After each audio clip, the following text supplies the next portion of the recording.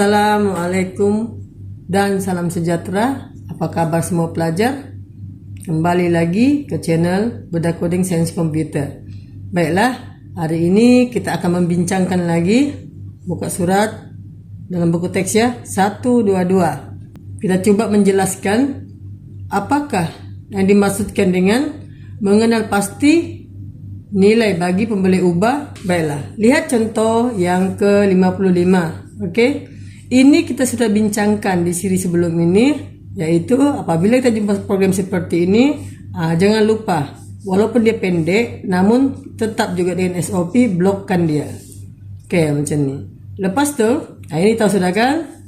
Baca dulu. Yang ini kau baca sendiri. Saya fokus kepada contoh 55 ya. Jadi bila begini, apa yang dia tanya? Yang dia tanya pembeli ubah. Siapa pembeli ubah di sini? Pembeli ubah di sini, senang saja ya. Kamu lihat di sini bagian ini. Siapa yang diisytiharkan? Ada berapa pembeli ubah? Ini jejari pembeli ubah. Luas bulatan adalah pembeli ubah. Ini final. Final ini maksudnya adalah apa? Pemalar. Oke, tapi dia juga digelar sebagai pembeli ubah sebab ada pengisytiharan. Jadi ada berapa pembeli ubah dalam program ini? Ada 3, 1, 2, 3. Oke.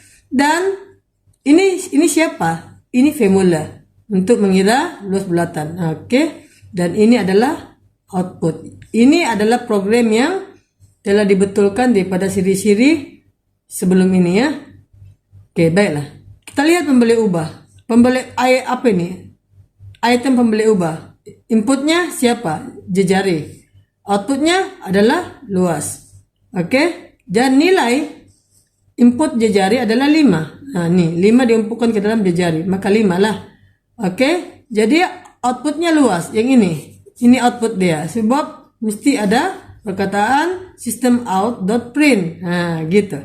Oke. Jadi dari mana si luas bulatan ini dapat nilai 78,55 nih. Nah, daripada sinilah. Oke, pi 3 mewakili 3.142 darab 5. Jejari 5. Jadi di darab ini masukkan ke dalam luas bulatan. Maka kamu akan dapat 78,55. Itu cerita untuk contoh 55 ya. Seterusnya kita lihat contoh 56. 56 ya. Ini kita ada masalah. Oke, masalahnya kita baca dulu. Oke, mari sama-sama kita baca. Oke, Azliza dan 2 orang rakannya ingin membeli tiket menaiki bus dari Melaka ke Johor menggunakan mesin tiket di stasiun bus Melaka. Oke, mereka ini mau pergi Johor ya, dari Melaka. Harga tiket perjalanan bagi seorang penumpang ialah Rp45. Jadi satu penumpang harganya Rp45. Mereka ada berapa penumpang nih? Si Azliza dengan 2 orang rakannya. Maksudnya mereka ada 3 orang. Ini dulu, simpan dulu. Oke, seterusnya. Nyatakan pembeli ubah input. Oke, dan output bagi membeli tiket di mesin tiket. Dia minta, ini tugasan kita ya. Pembeli ubah input dan output. Paham nih dulu. Berikut adalah kod atau cara. Dia sudah bagi nih kod atau cara yang ini. Oke. Berikut ialah kod atau cara yang digunakan untuk menghitung jumlah. Nah, ini prosesnya. Menghitung jumlah yang dibayar oleh Azliza dan 2 orang rakannya. Oke. Jadi apabila jumpa soalan seperti ini, nah, jangan lupa IPO. Ini memudahkan ya, memudahkan. Ini kalau mau belajar nih, tolong tonton dahulu siri-siri sebelum ini. Saya sudah beritahu secara detail ya. Apakah sebab dia sudah bagi program, jadi saya tak payah ulas banyak-banyak lah. Kita belajar saja menggunakan program yang disediakan ya. Oke, apabila jumpa program seperti ini, nah mau buat apa ini? Kita buat blok dulu, ini dibuka, kita inilah. Oke. Nah, selepas itu kita mau buat apa nih? Kita baca dari atas ke bawah, dari kiri ke kanan. Oke, kita mulakan dari atas. Import Java Text Decimal Format. Nah, ini adalah satu tools yang baru ya, yang kita belajar, dan sebelum ini kita tidak pernah belajar nih. Ini yang pertama. Oke, lepas itu turun. Nah, kita ada variable pembeli ubah harga tiket. Maksudnya nama program ini ialah harga tiket. Ini variable. Oke. Nah, kita pergi void main. Ini wajib ada dalam setiap program. Lepas itu kita turun lagi. Nah, kita jumpa pengikhtiaran. Apabila kita jumpa pengikhtiaran seperti ini, maka kita akan buat apa? Rem lah. Oke, daftarkan dulu ke dalam rem. Apa dia? Bilangan tiket. Oke, saya tulislah bilangan tiket. Ada 3 dimasukan ke dalam bilangan tiket. Maka di dalam rem kita ada 3. Oke. Lepas itu turun lagi. Ada double. Double apa? Harga tiket. Oke. Menerima nilai berapa? Rp45. Oke, perhatikan pelajar, sebab dia double, maka bolehlah ada titik ya, titik perpuluhan. Oke, seterusnya turun. Kita jumpa jumlah harga. Berapa? Tiada nilai. Nah, ini apa dia? Decimal format DF. Oke, pahami ini dulu. DF ini adalah pembeli ubah. Kamu boleh tukar juga kalau kamu suka simpan dolar kah, simpan ringgit kah, boleh. Ini adalah pembeli ubah. Namun decimal format ini tak boleh tukar. Memang begini. Oke, lepas itu sampai new decimal format. Nah, yang ini apa maksudnya nih? Ini maksudnya setiap nilai yang ada di sini di hashtag nih, ujungnya mesti kosong. Nah, dia minta outputnya walaupun kita masukkan 3, kalau di output dicetak nanti di ujungnya ada poin 00. Mau tambah sini kosong begini, boleh, tidak masalah. Kalau kamu simpan sini 3, maka 3 dia terhasil begini. Begitu. Ini kelebihan decimal format. Oke, namun perlu ingat ya, belajar, ini tidak boleh berfungsi sekiranya tidak memanggil yang ini. Nah, ini adalah tools yang perlu ada kita import untuk menghidupkan, mengaktifkan decimal format ini. Oke, paham ya? Baiklah, seterusnya kita turun ke bawah. Kita jumpa sistem out print/n. Oke, bila sentuh tentang sistem out nih, sudah tentu kita akan cari pembuka kata dan penutup kata. Contoh yang ini. Dibuka dan ditutup. Maksudnya di dalamnya apa? /n. Maksudnya baris baru ke bawah. Oke. Seterusnya tambah. Oke. Lihat pembuka dan penutup. Maksudnya ini yang di outputkan. Ya, ini output output.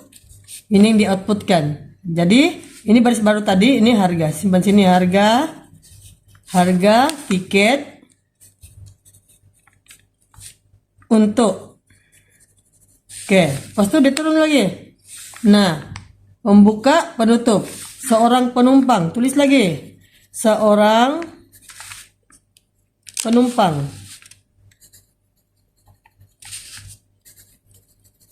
Oke, lepas itu sama dengan. Lepas itu jumpa lagi.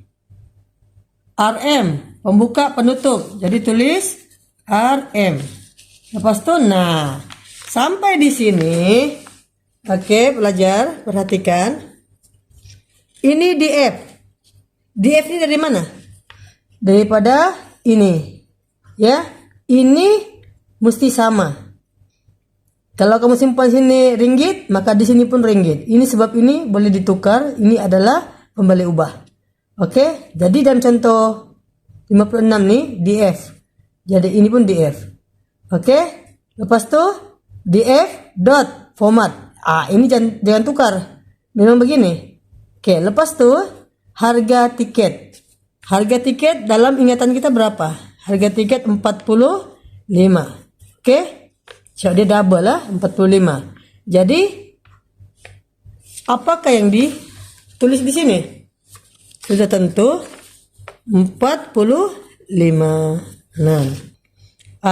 Oke, puas hati semua? Oke, seterusnya kita pergi penyelesaian dalam buku teks ini. Oke, item pembeli ubah. Inputnya apa? Inputnya ada bilangan tiket dan harga tiket. Ya, ini input. Ada 3 dan 45. Nampak? 3 dan 45. Oke. Kita lihat kepada output. Output ini ya. Jumlah harga. Sebab soalan minta jumlah harga. Tetapi di dalam program ini tidak ada dinyatakan jumlah harga. Oke, yang kita ada hanya harga tiket untuk seorang penumpang Rp45. Oke, tetapi kita tidak dapat jumlah nih, 135. Jadi, apa maksud program nih? Program ini tidak lengkap. Jadi, pelajar kena kasih lengkap untuk dapatkan benda nih. Bagaimana mau kasih lengkap dia? Nah, saya bagi 10 jam untuk buat lengkapkan program ini untuk dapatkan 135. Macam mana? Bagaimana pelajar? Sudah kira? Bagaimana mau tambah program ini untuk dapatkan output jumlah harga? Oke, saya sudah sediakan untuk kamu semua. Oke, ada 2 penyelesaian di situ. Oke, yang pertama yaitu kita kena jadikan jumlah harga sama variabelnya dengan yang ada di dalam RAM kita ya, sama dengan yang ada di sini. Huruf kecil jumlah underscore harga. Jadi kita kena buat jumlah underscore harga sama dengan harga tiket. Harga tiket yang ini kan 45 darab dengan bilangan tiket. Oke, 3. Oke, maka kita buat semikolon begitu. Oke, lepas tuh kita yang pertama sebab kita mau dapatkan gini kan output. Jadi kita system.out.print kita akan buat macam ni, pembuka kata, penutup kata. Kita mau jumlah harga sama dengan. Di sini kamu simpan ayat sendiri pun boleh. Jumlah harga setiap orang, jumlah harga keseluruhan tiket, mana-mana saja boleh. Ya, jadi sini saya bagi contoh jumlah harga ini pembuka penutup langsung di output. Ini yang penting.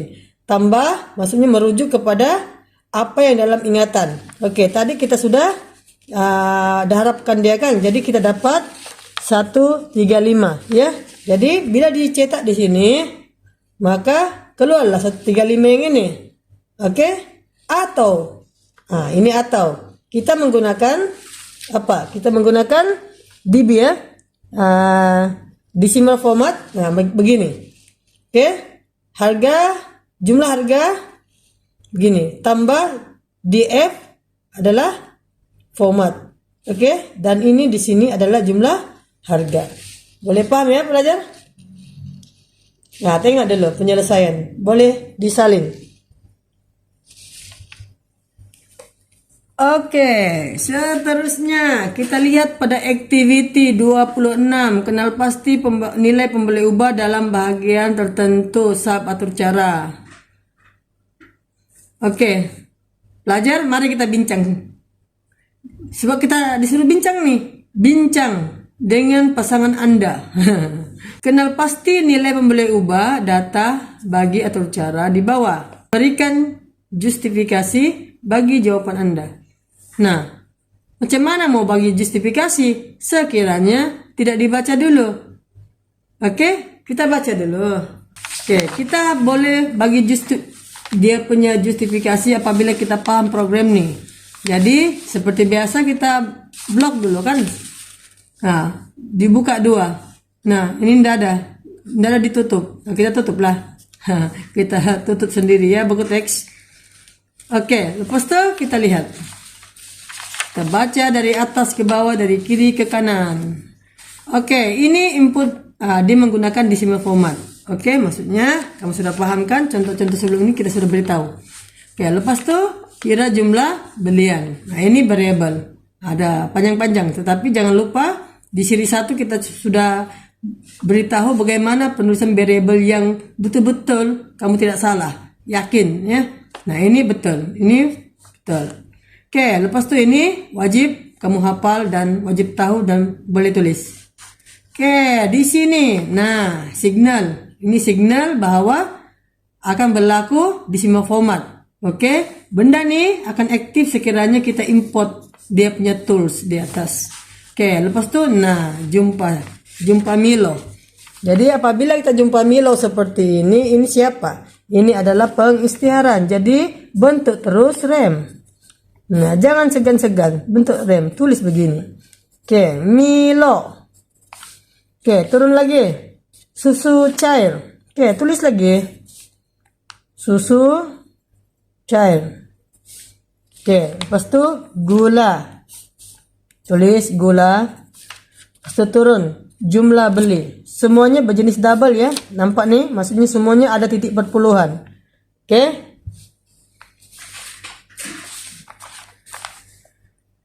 Jumlah belian. Oke, sudah. Oke, lepas itu nah disuruh kira untuk dapatkan harga Milo. Oke. Nah, kita jumpa Milo. Milo nampak nih, banyak pula ini nomornya. Ini darab. Ini dalam kurungan bahagi. Oke. Belajar. Kamu belajar matematik kan? Mana yang dibuat dulu? Ya, mana yang dibuat dulu nih? Ada yang tahu, ada yang tidak tahu kan? Oke, sekarang ini saya mau tunjukkan dalam sains komputer. Kalau jumpa simbol seperti ini, kamu akan buat dulu modulus. Nah, lepas tuh ini dia punya ranking. Modulus ini nomor 1. Oke, keutamaan dia. Lepas itu kurungan. Oke, keutamaan yang kedua. Lepas tuh apa? Darab dan bahagi. Ini keutamaan yang ketiga. Oke, lepas tuh tambah tolak. Ini keutamaan yang keempat. Jadi kalau begini, ini sama-sama utama nih kan semua. Jadi ini dulu. Dapatkan ini dulu. 100 tolak 5 berapa? 95. Oke, dapat sudah ini, selesai. Nah, ini macam mana? Mau dibuat dulu? Bagi dulu kah? Darab ini dulu kah? Macam mana? Oke, program dalam komputer dia akan kiri ke kanan. Nah, darab dulu nih, lepas ini baru yang ini, bahagi yang ini. Nah, ini belakang. Sebab dia paling kanan. Kita mau dari kiri ke kanan. Oke? Jadi coba kira dulu. Oke, siapa mau kira? Berapa ya? Oke, saya dapat 56 71,5 sen. Oke, jadi Milo mungkin kita buat beginilah ya. Ini yang terhasil dalam kalkulator. Jadi kalau mau belajar ilmu bundar, nah kamu bundar lah. Mungkin yang ini 57 sebab bundar kan. Oke, jadi untuk latihan kali ini saya tidak perlu bundar lah. Ini apa yang terhasil dalam kalkulator. Oke, untuk susu cair pula. Nah, tolak dulu. Ini 100 tolak 2 jadi 98. Nah, baru darab dan bahagi. Kita dapat 16 464. Nah, Oke. Lepas itu gula sama, ditolak dulu. 100 tolak 3, 97. Nah, baru darab. Kita dapat 14,05, 55. Oke.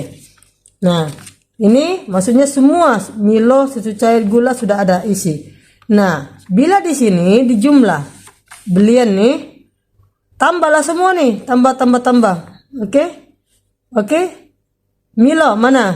Ini 56,715. Susu pekat. Nah, pertanyaan.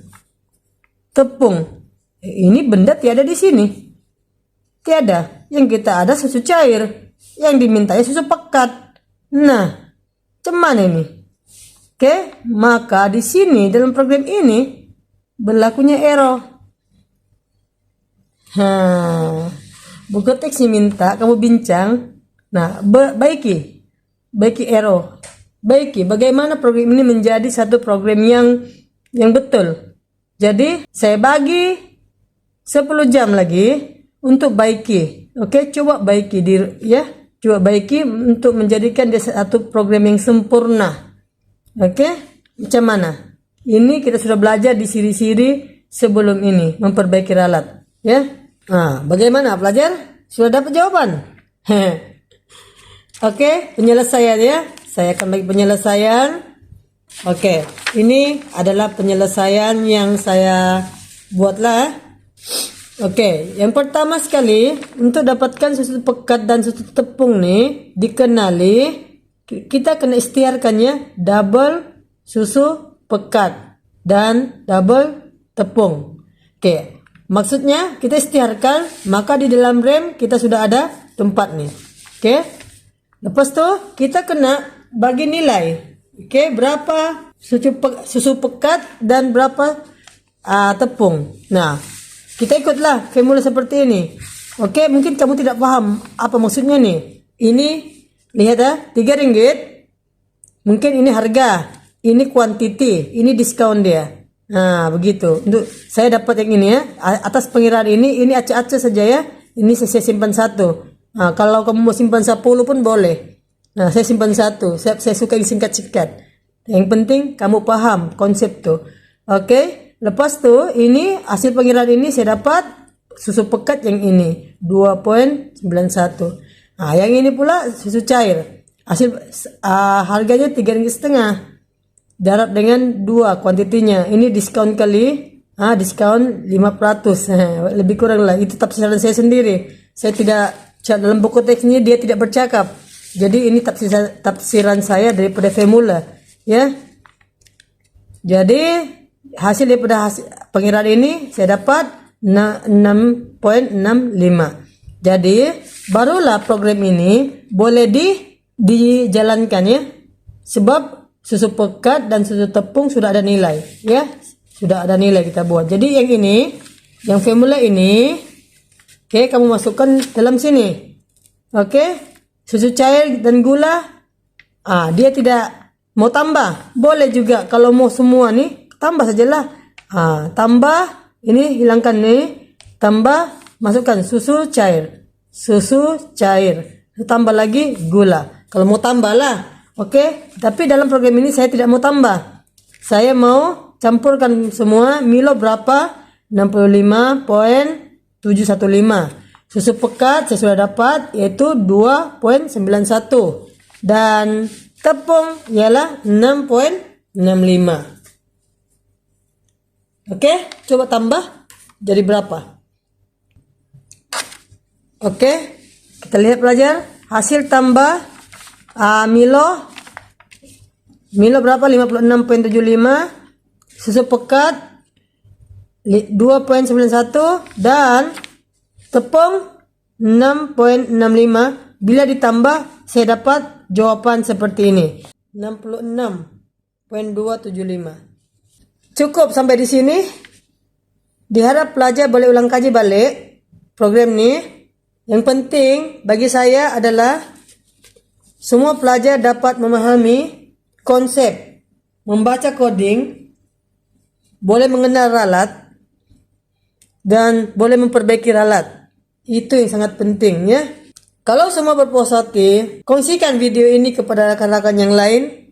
Belajar di sini, kita sama-sama bincang seperti mana yang terdapat dalam buku teks. Saya coba untuk membantu. Insyaallah saya akan kembangkan channel ini dari masa ke semasa, merujuk kepada buku teks daripada tingkatan 4 hinggalah ke tingkatan 5. Kalau ada masa, ada ruang waktu, saya akan lebarkan ke subjek ESK ya. ESK. Oke. Kalau ada lagi waktu, saya akan lebarkan ke pengatur caraan C di tingkatan 6. Ya, setekat ini kita fokus dulu tingkatan 4. Oke, itu saja daripada saya. Semoga ilmu ini bermanfaat. Assalamualaikum dan bye-bye semua.